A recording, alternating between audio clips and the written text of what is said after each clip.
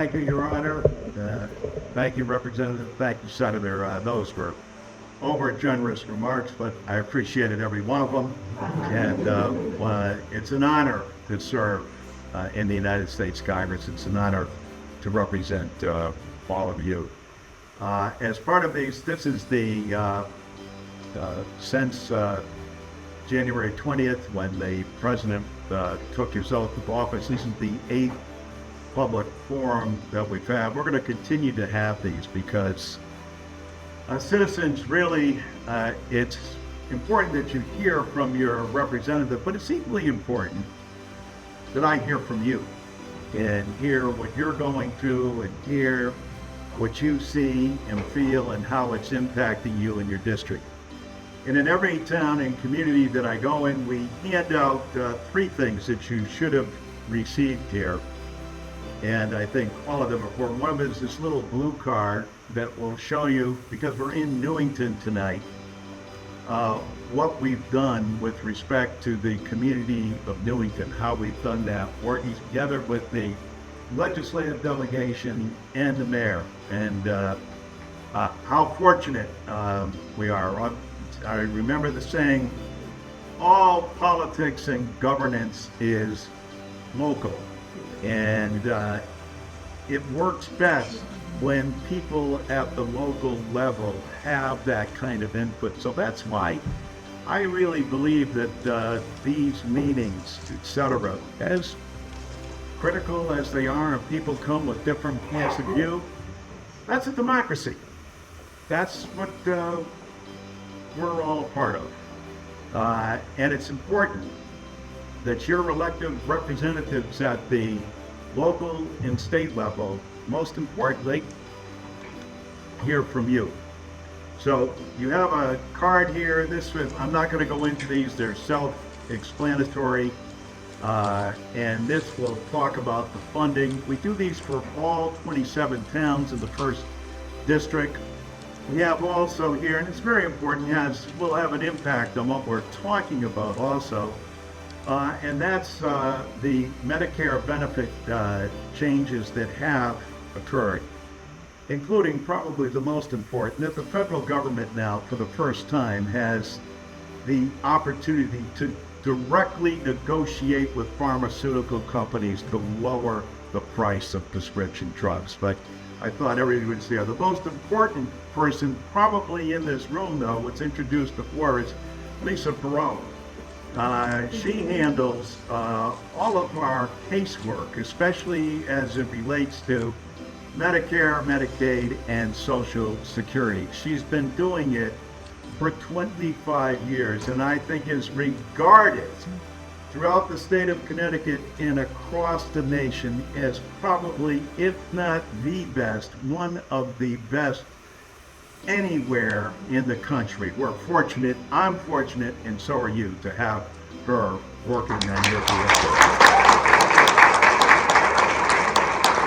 And then as Matt pointed out also, we have this brochure here that talks about the legislation that we're working on, Social Security 2100, and there's no more important program. There are several important governmental programs, but if you look at the budget of the United States government, 70% of that budget is comprised of 3 programs. And you tell me if these 3 programs don't impact the state of Connecticut. Social Security, Medicare, Medicaid, and defense. Congratulations to Pratt Whitney again today, winning yet another award and contract, this time on the F-22, something we've been fighting for since, well, for 20 plus years. But congratulations to that workforce as well. So again, my thanks for everybody being here this evening, and let me start by saying the President is duly elected by the people of this country. He has a very specific, if not broad, agenda, and seems like he floods the news media almost on a daily basis. He's a master of distraction. And I believe that there's a method. He's far more clever, I think, than a lot of people will give him credit for. But here's, from my perspective, what I look at. I'm on the Ways and Means Committee. And on the Ways and Means Committee, I was the chair, I'm now the ranking member of Social Security, the nation's #1 anti-poverty program for the elderly and for children, and also the #1 disability program in the country, serving more veterans than the VA. And so it is critical to the country, and I'll have a little bit more to say about it, but Social Security, Medicare, Medicaid, and Defense make up 70% of the budget. And of course, the president has come in, and of course his major employee and the most important person in government today, could you name that person? Wow, you go off Ken. Now, what was he elected to? And he wasn't elected, and was he approved by the Senate? Like all the other cabinet? No, that's good. And so he's not elected, wasn't approved by the Senate, and yet he operates in a special cabinet position. But he's not a member of the cabinet. He's in a special position. He's neither a member or employee of the country, nor is he a volunteer. He's what they call a special volunteer, which means that for a period of 90 days now, ironically, President Trump and Elon Musk says they'll determine what that time is, because they seem to think they get to determine everything. But the point is that he's given him the responsibility, and I think this is something that has to sink into everyone in the country.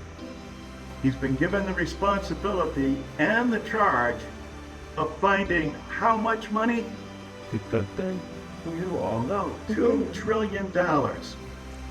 Now, what's coincidental about that?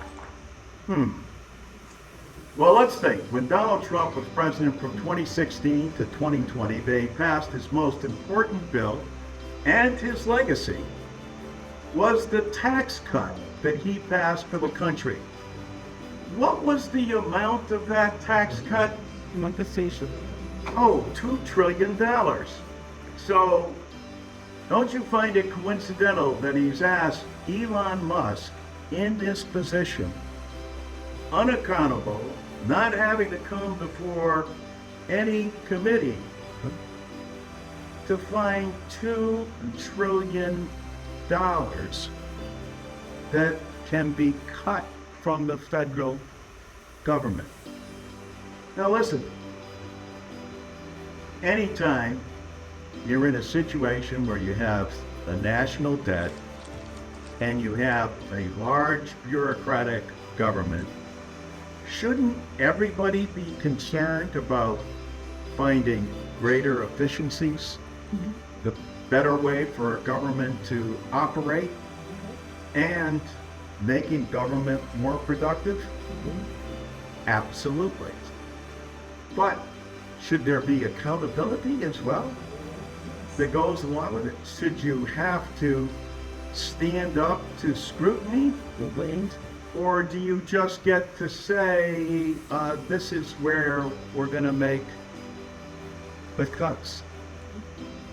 So, obviously, there's a great deal of concern that exists in Washington, D.C. You've heard Matt go over a couple of them as they relate to healthcare, but this is all across the budget. Because when you're looking for $2 trillion, that's an awful lot of money in programs. And as I said before, what are the three largest parts of that budget? 70% Social Security, Medicare, Medicaid, and national defense.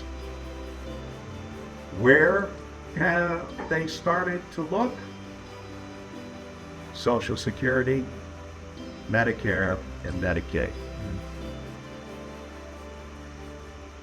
That, of course, has created grave concern for everybody in Washington. Not that these programs shouldn't be looked at. They all should have the scrutiny of the entire American public.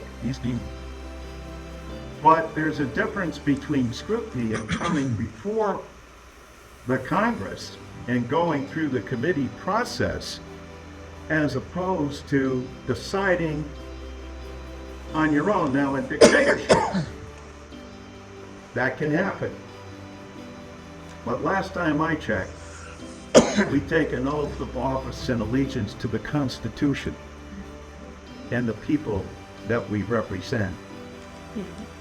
And we follow the rule of law.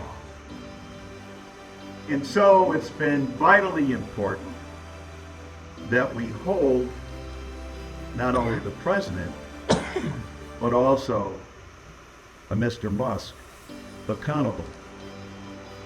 And yet the president has said, well, he's not in a position, he's accountable to me. Well, does that sound like a democracy to you? Does that sound like, I don't care if you're the wealthiest man in the world? Are you accountable to the American people? And you get to come in because you're wealthy and tell where those cuts could be, and we should all be grateful because you're a billionaire and you ought to know what you're talking about?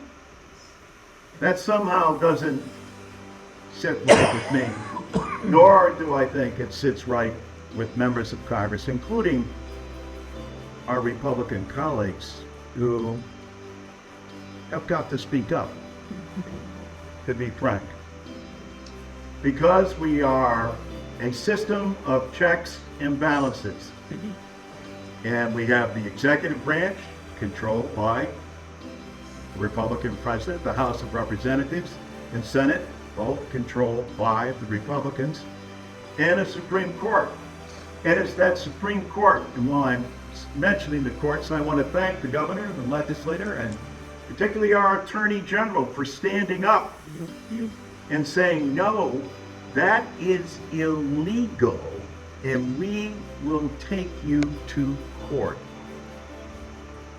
And so that's where we've found ourselves, in a situation where we're blocking the across-the-board cuts that have been proposed that would have a direct impact on our constituents' lives. And so I want to commend William Tong for his efforts. And I think it's over 25 now attorneys generals across the country. And I will say this, and governors from red states as well, speaking out and saying, hey, wait a minute, there's a problem here with some of the things you're proposing. They impact our people. And when you're dealing with numbers that are this large, on one hand, you could probably say, yes, it's such a bad idea that you have people that, seem to have mastered how to create an awful lot of money and, would probably have a nose for business and where we can save and cut. Is it really that bad of a problem that they're looking at something? No, it's fine as long as they look. But they have a process. They have to come in our system before the legislature. And there's a series of checks and balances. And if they don't, then we rely on our court system to step in. And right now, that's where we stand in the process. Now, on March the 4th, the president will give his State of the Union message. And he will then lay out specifically, we hope, what his agenda is going to be. And by March the 14th, you may recall that during the election, we had a proposed budget that was signed off bipartisanly, but the president said, stay away from that. We have to get that passed as well, and that may happen as soon as next week, we're told. But right now, there's a little bit of a schism even within the Republican caucus between those that are saying, hey, wait a minute, these benefit cuts that are being proposed hurt our constituents. And they've got to come to an agreement. They're in the majority, 3 votes between us, and they control the process. But it's our hope that they sit down and work with us and come to common sense solutions. We all are holding our breath with that, but nonetheless, that's the way the system is supposed to work. Now, in the meantime, aside from what's happening domestically, one can't help, and I should have started this, and I apologize, how thrilled we were to see Sagi Dekelchen be reunited with his family as one of the hostages who made it home. And tonight, as we speak, in West Hartford this evening, the Bybee family is being honored and recognized as the remains of Sherry and her 2 sons were returned home as well, and a reminder of the tragic situation that has occurred there and the fragile peace that is still in existence in Gaza, and at the same time, everything that's going on in Ukraine. I spoke with Myra Kalinsky last night and expressed how upset that I was, especially since Congress has voted 5 times, and most recently in April of 2024, to make sure that the Ukrainian people and their government were getting the money that they need to repel a Russian invasion by Vladimir Putin. I'm astounded by President Trump's comments, and I hope our Republican colleagues who have joined us in the past will stand up and make sure that the Ukraine continues to get the money that they need, and that we continue to work with our allies in NATO against Russian incursion. So, while all these domestic issues are going on, which for the most part, always remain the kitchen table discussion issues are the ones that impact people the most. And as I said earlier, I'm responsible on the Democratic side in the Ways and Means Committee for Social Security. Social Security is the genius of Franklin Delano Roosevelt. But as I said earlier, how so? The number one anti-poverty program for our elderly, without which more than 40 million Americans would live in poverty. 40 million Americans. This is the only benefit that they have, and that they have paid for. When you hear the other side say this is an entitlement, go to your pay stub and look at that item that says FICA, which stands for Federal Insurance, because that's what it is. Federal Insurance Contribution. Whose? Yours. You paid for this and entrusted your government to provide you with the return in your retirement. Now, when do you think, and looking out in this room, I can see a lot of baby boomers. When do you think the last time Social Security was enhanced by the federal government, meaning Congress? Would it surprise you to know that Richard Nixon was president of the United States? Someone just said December, and they would be right in terms of this respect. It's not, it was improved.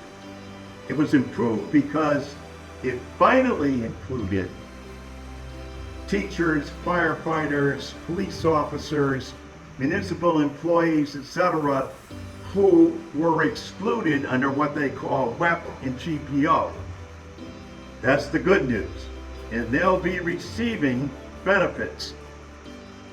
But it was not enhanced. You say, what? Meaning it wasn't paid for. And if it's not paid for, where does the money come from? It comes out of the Social Security Trust Fund, lessening everybody else's benefits unless Congress takes action as it should. That is why I have proposed legislation to enhance Social Security. When you hear someone say, we're going to protect Social Security, that's great. They're not doing you any favor. I suppose everyone should be thankful, but that means keeping Social Security as it is. As it is, it hasn't been enhanced since 1971. Its formula, including its cost of living formula, the AARP and everybody else has come out and said this is wrong-headed, doesn't work, and more often than not, you don't get or receive less of a payment than you rightfully should.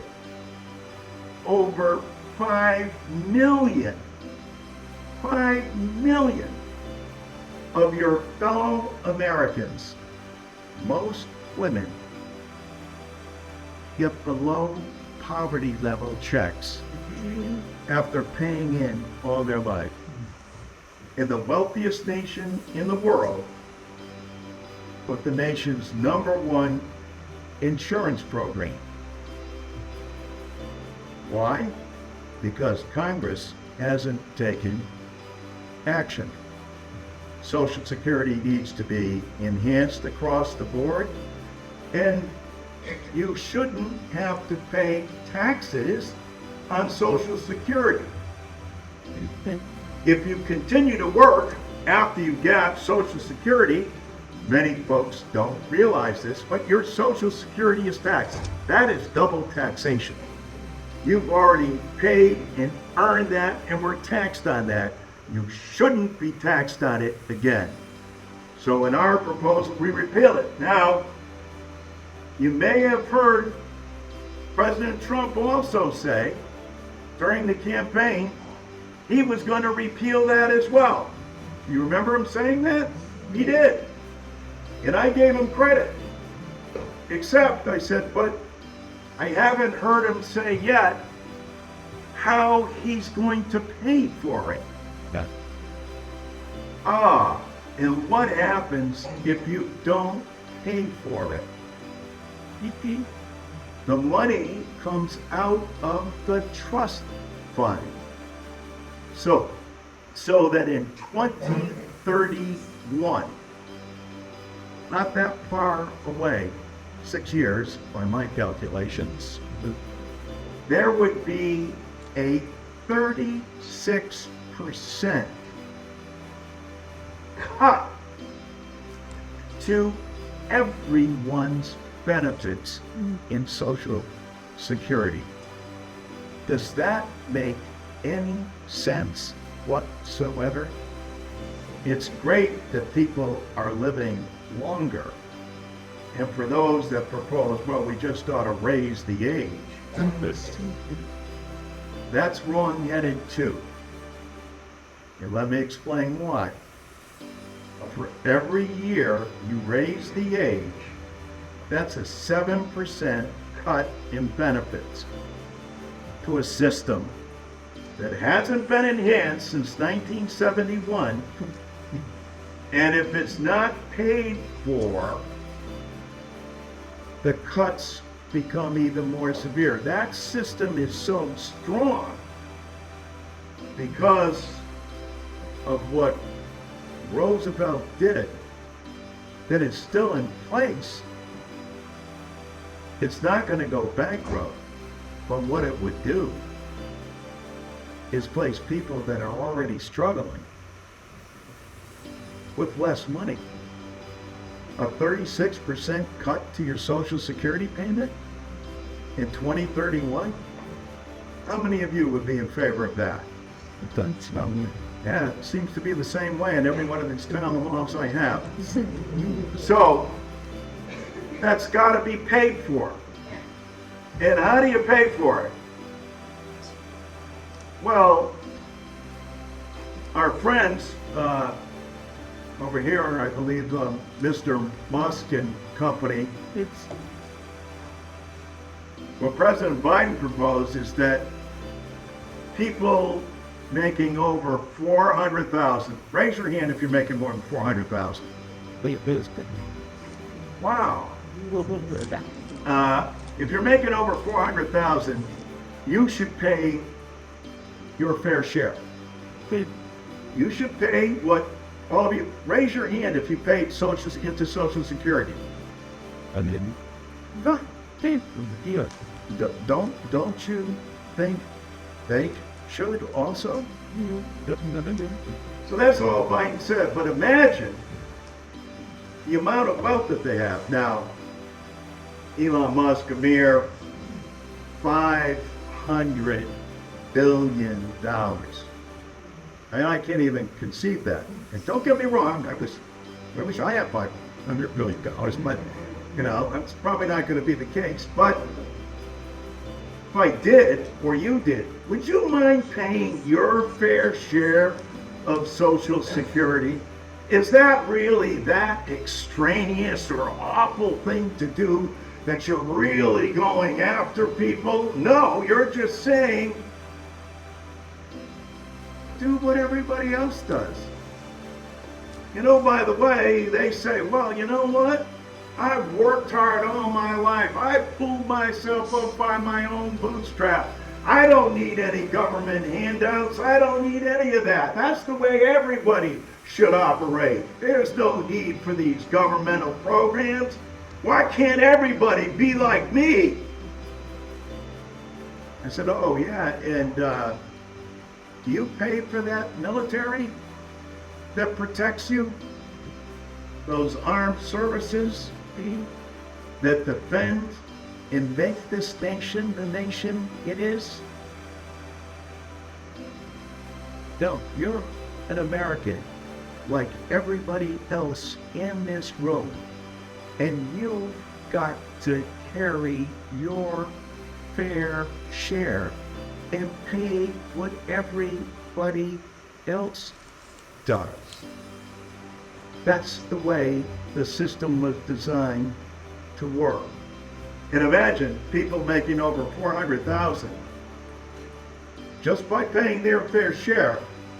We extend Social Security solvency beyond 2065, and we're able to add benefits that haven't been done since 1971, including an increase across the board, no taxing your Social Security, making sure that teachers, firefighters, police officers, municipal employees get their money, etc. That's what makes this the #1 insurance program, the #1 anti-poverty program for the elderly. And people are surprised when I say this, children as well. Because as you know, it takes care of spouses, children, pensions, and also disability. That's the genius of Franklin Delano Roosevelt, and why we're fighting so hard to make sure that we keep these benefits. As I like to say to my Republican colleagues, this is the safety net of capitalism. They go, well, how so? I said, well, let me ask you, where do people who get a Social Security check spend their money? Are they going out and purchasing stock options with it? No. They're investing it in the local grocery store, in the pharmacy. They're paying their rent, they're paying their mortgage, they're putting gas in their automobile. They're putting the money right back into the local economy. There is no better fighter for inflation than making sure that people at the very grassroots level do this. On average, there are 150,000 Social Security recipients per congressional district. Listen to this.